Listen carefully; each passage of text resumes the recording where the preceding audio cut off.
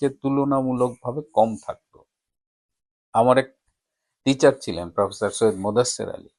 তিনি সবসময় বলতেন যে অঙ্কে ভালো হতে হবে। আমরা যারা মেডিকেলে ব্যাকগ্রাউন্ডে তাদের অনেকেরই ধারণা ছিল যে মেডিকেলে বোধহয় অঙ্ক লাগে না, কিন্তু পরবর্তীতে আমি যখন এই জনস্বাস্থ্য বিশেষজ্ঞ হিসেবে কাজ করলাম বা পিএইচডি করতে আসলাম, কপাল কাকে বলে, যে আমাকে এই পরিসংখ্যানের উপরেই নির্ভর করতে হলো। যে অঙ্ককে সারা জীবন ভয় পেয়েছি, সেই অঙ্ককেই এখন আমার সকাল বিকাল চর্চা করতে হয়, বা আমার কাজের মেইন অংশটাই হচ্ছে পরিসংখ্যান। জার্মান একজন গণিতবিদ, ওনার নাম হলো কার্ল ফ্রেডেরিক গস। উনি বলেছিলেন যে mathematics is the queen of all sciences. আপনি যদি অঙ্কের মজাটা বুঝে যান, অঙ্কের উপরে যদি আপনার দখল থাকে, যেমন এখন আমি পরিসংখ্যান নিয়ে অনেক স্বাচ্ছন্দ্য বোধ করি, আমি অনায়াসে আমার প্রয়োজনীয় স্ট্যাটিস্টিক্যাল অ্যানালিসিস গুলো করে ফেলতে পারি, এবং এটা এত এক্সাইটিং একটা বিষয়। কিন্তু সমস্যা হলো যে আপনি যদি গণিত বা স্ট্যাটিস্টিক্স এগুলো যদি হ্যান্ডেল না করতে পারেন, হ্যাঁ, একটা প্রবাদ আছে যে মিথ্যা তিন রকমের: lie, damn lie and statistics. So পরিসংখ্যানের অপব্যবহার যেমন করা যায়, আবার সাফিসিয়েন্ট নলেজ না থাকলে সেটা হ্যান্ডেল করতে যেমন আটকা পড়ে যেতে হয়। যেমন আমাদের নির্বাচন কমিশন আটকা পড়েছে। নির্বাচনের দিন, নির্বাচন শেষে পরের দিন ভোর 4:40 তারা তাদের ওয়েবসাইটে জানালো যে গণভোটে হ্যাঁ ভোট পড়েছে 98,64,421, না ভোট পড়েছে 53,16,000 সামথিং। অথচ আজকে আমরা পত্রিকায় দেখছি তারা বলছে যে গণভোটে 60.26% ভোট পড়েছে, যার মধ্যে হ্যাঁ ভোট পড়েছে 4,80,74,429টি। দেখেন, নিজেদের স্ট্যাটিস্টিক্স বারবার চেঞ্জ করতেছে। সকাল 10টায় বলতেছে এত শতাংশ ভোট, 11টায় বলতেছে, 12টায় ওটা জাম্প করে 3-4 গুণ বেড়ে গেছে 1 ঘন্টায়। মানে এই যে অঙ্ক নিয়ে খেলতে যাওয়া, এবং তারা যে সংখ্যা বানাচ্ছে, এই বানাতে গিয়েই তারা বারবার ফাঁদে পড়তেছে, মিলতেছে না।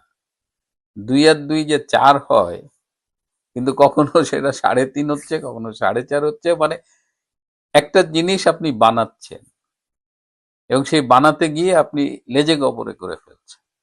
বিএনপির পক্ষ থেকে তাই নির্বাচন কমিশনকে স্পষ্টভাবে বলে দেওয়া হয়েছে যে এক্সাক্ট ফিগার গুলো আমাদের জানাও, তোমরা এক এক সময় এক এক কথা বলছো। এখন নির্বাচন কমিশন বাটে কেন পড়বে না? এই নির্বাচনে ভোট পড়েছে 14%, 14 পয়েন্ট সামথিং ভোট পড়েছে এই নির্বাচনে, একদম অরিজিনাল নাম্বার।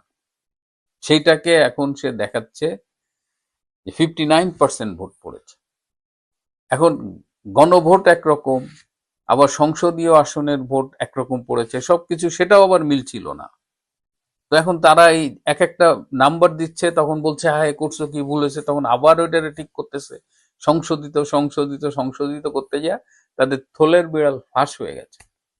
এদিকে জামাত এবং ডক্টর ইউনূস এবং জেনারেল ওয়াকার, এই ত্রয়ীর সম্পর্কটা আপনারা জানেন। জেনারেল ওয়াকার এবং ডক্টর ইউনূস সর্বস্ব দিয়ে চেষ্টা করেছে জামাতকে ক্ষমতায় আনতে। তারা অনেকদিন ধরেই চেষ্টা করছে।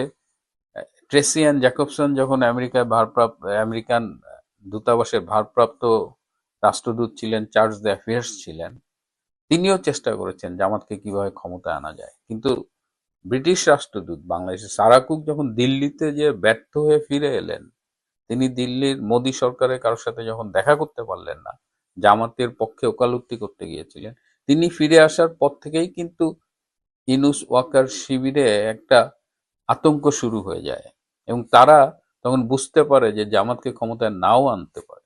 তো ওয়াকার যেটা করেছে, ওয়াকার ডুয়েল রোল প্লে করেছে।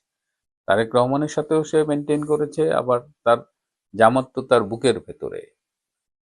তো তাদের এই যে মিশন জামাতকে ক্ষমতায় আনার, সেটা থেকে কমপ্লিটলি ফেইলড।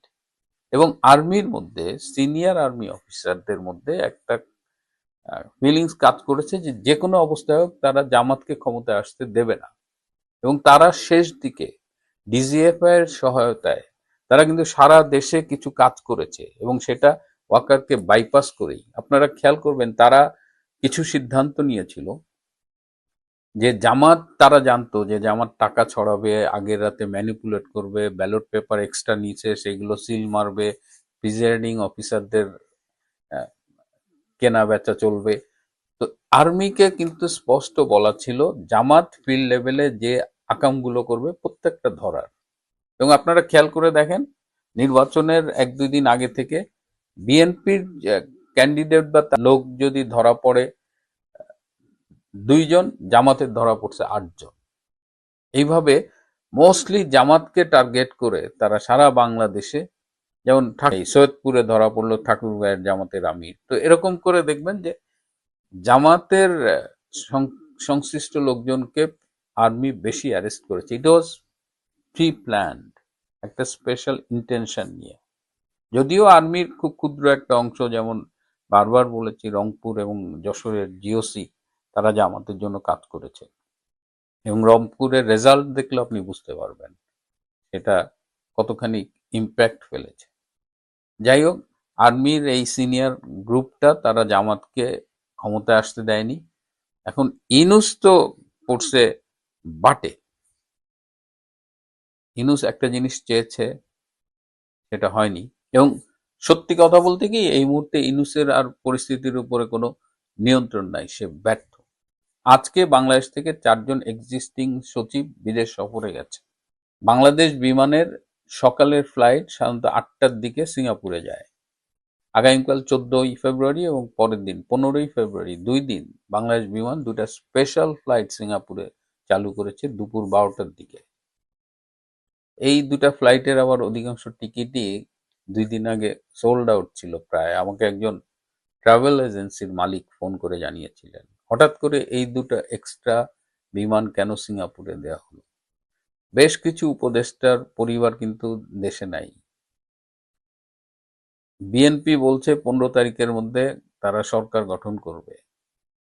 জুলাই সনদ, 180 দিন, ডক্টর আলী রিয়াজের সেই যে ফর্মুলা, হ্যাঁ, তারা গণপরিষদ হিসেবে কাজ করবে, সংবিধান সংশোধন করবে, এই সব কিছুই এখন হুমকির মুখে।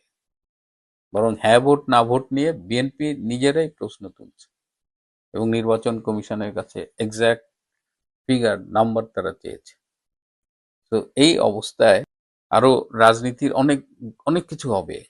বিএনপি একটা নজিরবিহীন বিজয় পেয়েছে, যে নির্বাচনে মোর দ্যান 80% ভোটার্স ভোট দেয়নি, 14% ভোটার ভোট দিয়েছে। তো এই নির্বাচনের গ্রহণযোগ্যতার সংকট থাকবে।